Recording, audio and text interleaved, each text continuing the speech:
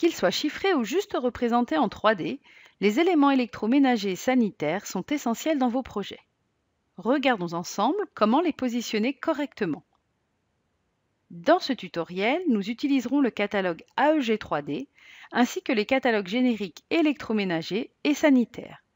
Nous pourrons ainsi voir différents cas de figure entre des éléments ayant un chiffrage et un visuel, ceux ayant uniquement un visuel 3D, ou bien encore ceux ayant uniquement un chiffrage. Cela nous permettra également de travailler avec connexion ou hors connexion. Commençons avec le catalogue AEG 3D en mode hors connexion. Dans le catalogue, nous recherchons un four. Une fois ce dernier trouvé, nous allons le placer dans la scène.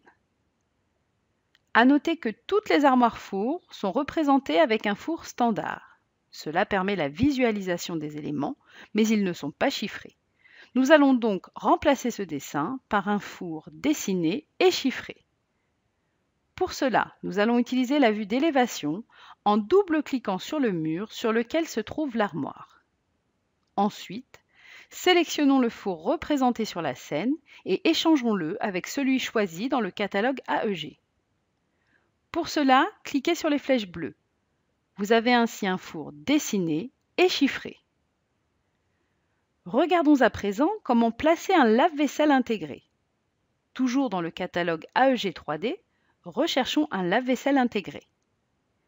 Vous noterez que ce dernier n'est pas dessiné. En effet, certains éléments des catalogues sont uniquement chiffrés car non visibles en 3D. C'est le cas par exemple des lave-vaisselle et des réfrigérateurs intégrés. Ces derniers étant masqués par une porte, ils seront toujours uniquement chiffrés. Pour les intégrer au chiffrage, il vous suffit de cliquer sur « Poser ». Si vous regardez les lave-vaisselle pose libre, vous constaterez que ces derniers sont quant à eux bien dessinés et chiffrés, car ils ne seront pas masqués par une porte, mais bel et bien visibles en 3D. Voyons maintenant comment positionner les plaques de cuisson. Cette fois-ci, nous allons utiliser le catalogue générique électroménager. Il s'agit d'un catalogue avec uniquement des objets 3D. Ils n'ont pas de marque fabricant et sont donc modifiables. Tous les catalogues commençant par arrobase sont des catalogues dits génériques. Recherchons une plaque de cuisson. Cliquez sur l'image.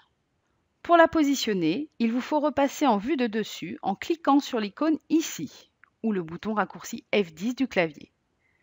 Faites ensuite un glisser-lâcher de la référence au-dessus du meuble approprié.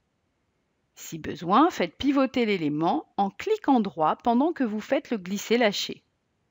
Relâchez la souris. La plaque se pose automatiquement à la bonne altitude. Pas besoin de renseigner l'altitude de pose, cette dernière est calculée par le logiciel.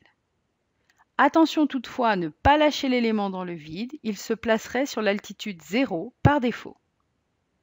Pour centrer la plaque au niveau du meuble, procédez comme ceci. Toujours en vue de dessus, sélectionnez la plaque, puis faites un CTRL-clic droit.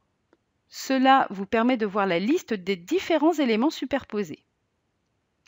Appuyez sur Shift, puis sélectionnez le bas cuisson.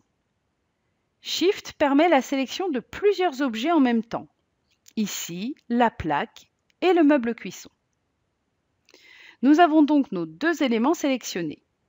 Choisissez maintenant dans le menu déroulant Sélection la fonction Aligner horizontalement, puis Centre. Cela centre la plaque dans le meuble bas cuisson dans la largeur. Vous pouvez positionner vos éviers et mitigeurs des différentes façons que nous venons de voir, à savoir en utilisant un catalogue fabricant chiffré dessiné ou en utilisant un catalogue fabricant uniquement chiffré ou bien encore en utilisant notre catalogue générique évier et robinetterie qui lui est uniquement visuel. Vous pouvez ainsi gérer vos différents cas de figure.